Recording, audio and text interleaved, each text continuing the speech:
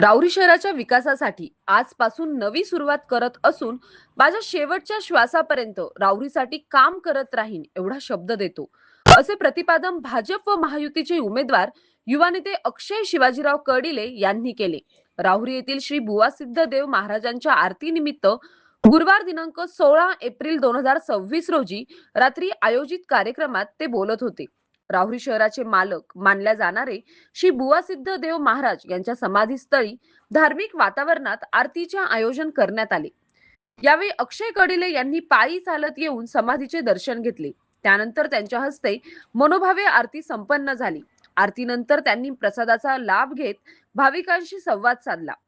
यावेळी उपस्थित महिलांनी परिसरातील विविध समस्या त्यांच्या निदर्शनास आणून दिल्या.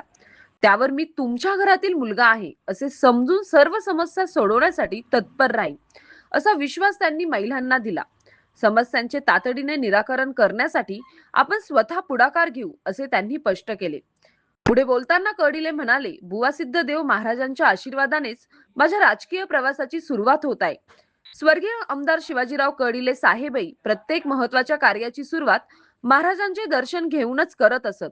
त्याच परंपरेनुसार मीही आज आशीर्वाद घेऊन राजकीय क्षेत्रात पदार्पण करत आहे. महाराजांप्रती माझी श्रद्धा आणि भावनिक नाते असल्याने मी नेहमी इथे येत असतो. त्यांच्या कृपेने राहुरीतील कोणालाही अन्याय सहन करावा लागू देणार नाही. प्रत्येकाला न्याय मिळवून देण्यासाठी खंबीरपणे उभा राहील, अशी ग्वाहीही त्यांनी दिली.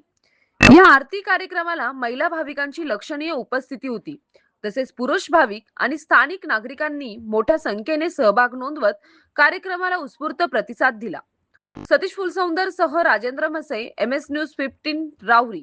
अशाच नवनवीन बातम्या पाहण्यासाठी चॅनलला सबस्क्राईब करा.